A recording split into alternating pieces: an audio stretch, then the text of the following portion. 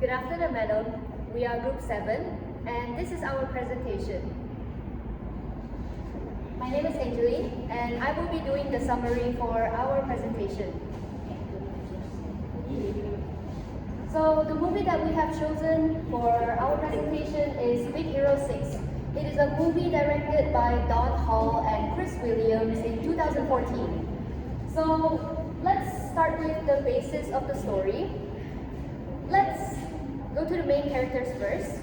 It is focused around a boy, a 14-year-old boy called Hiro Hamada. He lives with his brother Tadashi and also his aunt Mei after tragic circumstances has happened to his mother and father. So they're no longer with us in this story. So the scene starts out with Hiro Hamada, a genius actually in robotics and engineering, doing illegal bot fights in underground areas with this villain guy named Yama.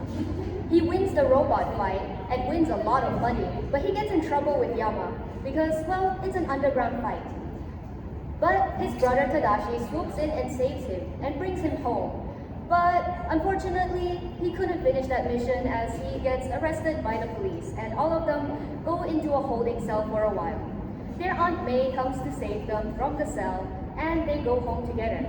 Aunt May freaks out because, well, she has lost her sister, which is their mother, and she's not going to lose them too. So we can tell that Aunt May holds them really dearly.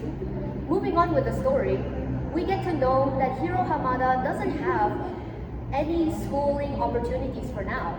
He views schooling as not his top priority. He just loves creating robots, but he doesn't find the aspect of school very exciting. So his brother Tadashi takes him to his school to try and inspire him and see if he would want to enroll. He takes him to the school and he introduces him to all of his classmates. The first one we meet is Gogo Tamago. She is also in the same major and she is obsessed with speed. We also meet Wasabi. He is a neat freak and he loves to make plasma related objects and inventions. We also meet Honey Lemon. She's a chemist genius. And then Fred, he is obsessed with comics and he's trying to make a fire-breathing suit that is similar to a comic character that he likes. After meeting all of them, Tadashi takes him to his private lab to check out an invention that he made called Baymax. It's a healthcare assistant. He makes a little injury on Hiro Hamada and activates Baymax. Baymax is a robot that provides first aid and medical attention to the owner and also doesn't deactivate until the owner says that they are satisfied with their care. Moving on, he gets a little bit of inspiration after meeting Tadashi's professor named Professor Callahan. They have a little chat and they decided that they were going to bring Hiro Hamada to a competition that is hosted by their school to accept new students. Well, after that, he manages to impress them and meets a guy called Alistair Cray, which owns Craytech. In this story, he is the villain. We would know that in the scene later, where we found out that he stole Hiro Hamada's invention from the competition and he was mass producing it. After mass producing it, they get chased by a masked figure. We don't know who that is yet until Hiro Hamada gets an inspiration and tries to build hero suits for Baymax. They try to track down the person who tried to chase them inside of a warehouse where he found out his inventions were being mass produced. They find out that Baymax isn't enough manpower, so he teams up with all of Tadashi's friends and they try to take down that person. Hiro Hamada also feels like he's in a bit of a slump because Tadashi would pass away inside of the film. They would eventually take down the villain that was inside of the story and they would live on to become 6 unknown heroes of the town. This is my summary for the movie. I will pass it on to my teammates now to explain about the social conventions.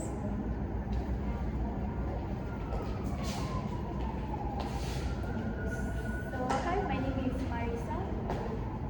Social conventions are rules, arbitrary rules, and observing the countless behavior along with each and everything without necessarily thinking about them, from shaking hands when greeting someone to driving on the right side of the road. So I'll be passing to the next person. Hello, my name is Shifa, and today I would like to talk about my topic, which is greetings.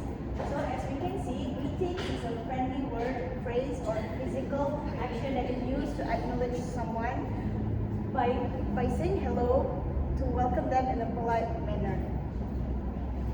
Okay, in this first scene, as we can see, Tadashi walked out of the police station with Hiro, and he greeted his aunt by saying hi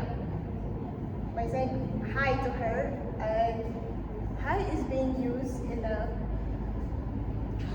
usually used among those that is who have known each other for more than their life, such as, like, for example, friends greeting friends, and or family greetings family. And then in the second scene, we can see that Baymax greeted the squad after his preparation to capture the Kabuki mask by saying hello to them. Hello is usually used for formal and informal way, depending on the situation or someone, depending on their status. Okay, that is all from today. I will pass it back. Alright, so hello everyone, my name is Mystika, and so today on my part I'll be talking about introducing oneself. Now the definition about introducing oneself is about announcing your name or a person's name to or yourself while also giving a brief overview about your background and their backgrounds. This was frequently used during first interaction or to start up a conversation amongst each other in multiple ways, and then this is also to strike up an argument or even an agreement in a conversation. So these are just a briefing of my scenes. So on the starting scene, Tadashi introduced Baymax to Hiro after he asked his brother what has he been working on while he was in his institution, which followed with Baymax greeting, "Hello, I am Baymax, your personal healthcare companion," in a kind and formal way, as that is because how Baymax has been programmed to respond to a person. And this form of introduction is seen as a respectful way to announce yourself to a person or anybody at this point. The following scene is shown Professor Callahan with his farewell to Hiro after getting to know him through Tadashi, and this is seen as a formal way between the two characters, as seen as because they are not mutuals and have not been familiar against one another, and this is usually used during a casual and formal way to respond or ending a conversation, as this has never been portrayed as having somebody with a proper status between each other. And that will be all from my point, so I'll be handing out to the other speaker. Hello, my name is Iskandar Zulkarnain. Today I will explain about leave taking. And what we can see is leave taking is mean like if someone want to go outside or leave and the conversation we say goodbye. So let's go to the scenes. Okay, over here what we can see the situation between his auntie and Hiro want to go outside with his friend to go to college, and then his auntie gives the food before he go outside, and then he will do last part, and then the end conversation will say a goodbye. So in this scene, what you can see, Hiro was about to leave his auntie cafe before going to the college. After that, he gives some food and take with him. After that, Hiro will say like one last part before he said goodbye to her auntie. After that, this scene will show leave taking because Hiro used the both verbal and non-verbal communication. It's about bye-bye before the end of the conversation. So I will go to pass the next one. So, hi madam, my name is Najiha. Making polite offer or request.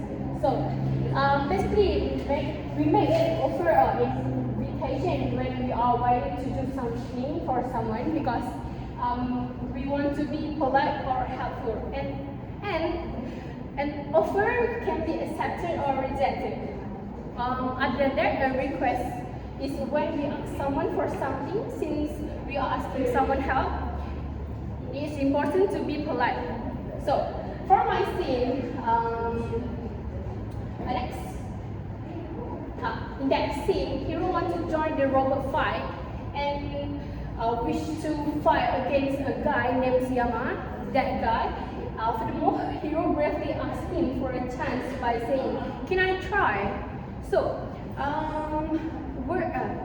since Hiro and Yama were neither friends or no family, Hiro used the word "can,"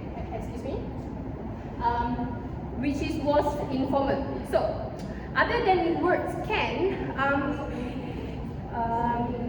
words "can" is usually used for asking for something or making polite requests.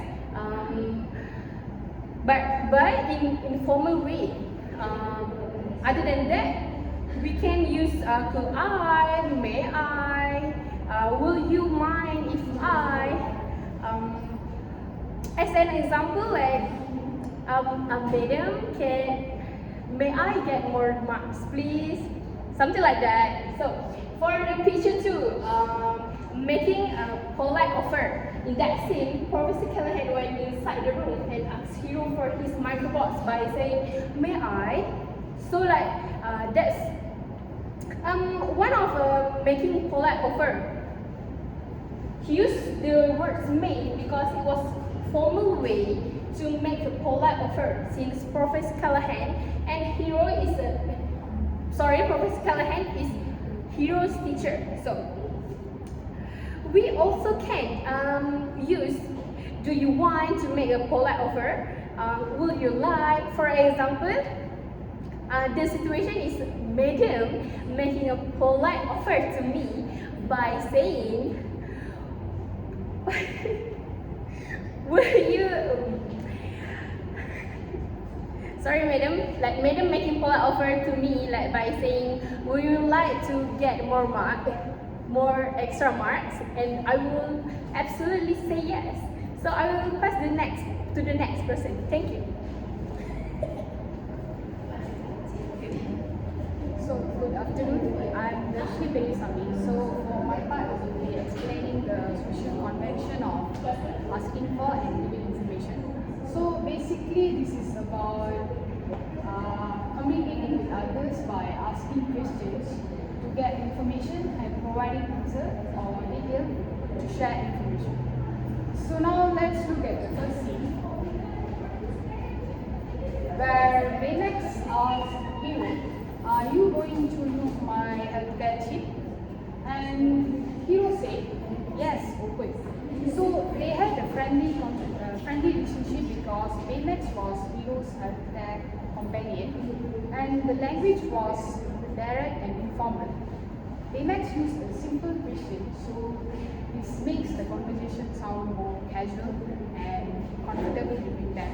So for moving on to the next scene, where Hiro said, "Does this symbol mean anything to you guys?" And one of his friends replied, "Yes, it's a word." So they had a friendly relationship as they were friends and teammates in the scene, and the language was direct and informal as well. Hiro used the word "guys" in the scene, making the conversation sound more casual between them, and he asked this question because he did not understand what the symbol and wanted his friend's help. So, however, in a formal situation, he would say, "Would you please tell me whether you recognize this symbol?" This would sound more polite and appropriate. So, to conclude, both scenes show informal way of asking for and giving information. This shows the way we ask questions depends on the situation and our relationship with the person we are talking to. So that's all from me. I will pass it to the next speaker.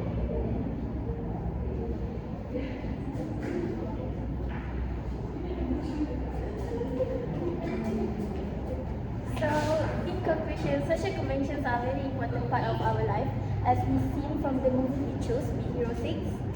It gave us many examples of proper use of social convention in relation to age, relationship, community, and situations. It is also made clear that having great knowledge of social conventions can improve communication skills and relationship with the people around us. Greeting the first impressions all the way to leave taking is how we interact as humans. That's all from us. Thank you. Thanks all from Group 7, madam. Please be nice. Thank you. Thank you, madam. Thank you, madam. Thank you.